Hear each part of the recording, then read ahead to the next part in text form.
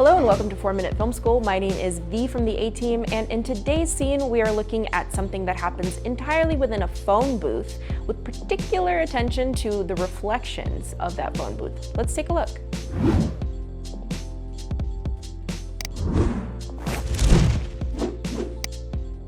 I'm here with Laura Odermatt, who is a director of photography. She makes music videos and short films and docs, and she specializes in things that are a little bit dark and suspenseful, which is perfect because that's exactly what today's scene is. So Laura, what is the scene that we're going to be looking at today?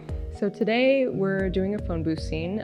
There's a girl and she's on the phone and she's approached by kind of a shadowy figure and she gets scared and she runs away. It's kind of more like a suspense scene. Yeah, and we are using a phone booth, which is kind of a tricky prop to play with because it has reflections on all sides. Definitely. So today's lesson is also a little bit about how to use reflections to your advantage and how to prevent other things from getting into reflections. If a crew member is wearing a light colored shirt, you might see that reflection. Even if they're wearing a dark colored shirt, if they do any kind of movements, you can still see it. So it's important to always remember to wear black if you're behind the camera. So for this master shot, our wide shot, we have the camera coming in on a dolly, kind of moving closer to the phone booth, and you see the girl talking inside the phone booth. What is that lighting that you did inside the phone booth itself? So inside the phone booth, we took two MCs and we put them to a warmer color temperature, which is nice because you can dial it in like exactly how you want it in the app. We did it warmer so that it gives it kind of a creepy feel. And you added to that creepy feel with the 300D as sort of the backlight, and you added a green gel too, just to give it a little bit more of that dirty look. Exactly, yeah. And then the third light that you put in was what? So the next light that we added was a 120D2, and it had a light dome and the grid. And then we also added CTB to give kind of like a subtle blue ambient fill. So then we had the close-up shot, which actually was blurry on her face and it was focused on the glass itself. And you had a trick to make the glass stand out more. We added water droplets on the glass, so it drew attention to the glass and it also added a little texture. So we actually opened the door to the phone booth so that when we shot her close-up in the reflection, it wouldn't be as obscured. Because we were already shooting glass, we didn't want it to be even more obscured by the foreground element of glass. You had a 120D sort of shining at the wall outside to provide a little bit of texture on the wall, but then your subject's face completely disappeared. So to help bring that out, what did you do? We added one MC to the side and then we had one kind of in front of her. They're both the same warm color temperature too. Then in the third shot of this scene, you have the stranger come up.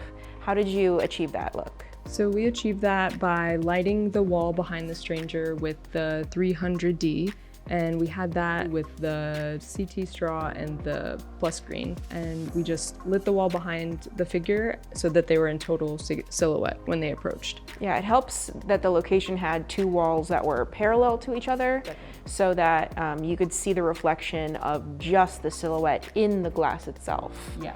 And it sort of helps inform the character, just kind of, okay, is she seeing the reflection, is she not? And then she finally turns around and sees it. Yeah. And this last shot was an interesting lower angle, Dutch angle of the phone itself and it being dropped and her walking away. Yeah. How did you adjust the lighting for that? So we adjusted the lighting by adding a 120D that was low, that was adding an accent, a blue accent to the phone. We took one of the MCs and we put him on the ground just to add a little bit of warm kick. And then we also added a spotlight for the background. So when she walked away, you could see her shadow on the wall and it just gave it a little bit of extra dimension on the wall.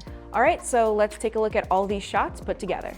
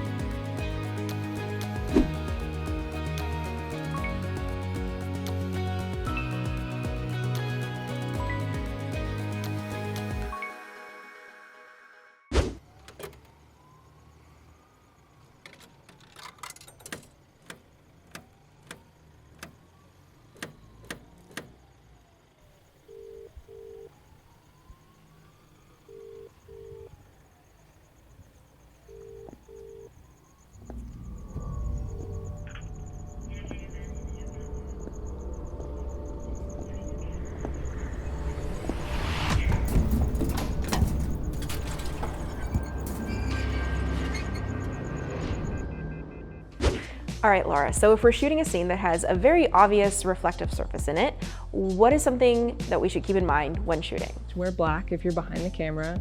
Second thing is to make sure that whatever you're reflecting is lit brighter than whatever's behind the glass. And then the third thing is, if you want the glass to really stand out, add some texture, like how we did with the raindrops. Yeah, and one thing you could do to make sure that everyone wears black is just write it in the call sheet. That brings us to our comment question, which is, what is the best use of a reflection shot in a movie? We want to know. Leave your answers in the comments below, and the best answer is going to win an empty SKB case. That's it for us. If you want to follow us, all our social media links will be down below. Until next time, I hope you have a great day. Bye.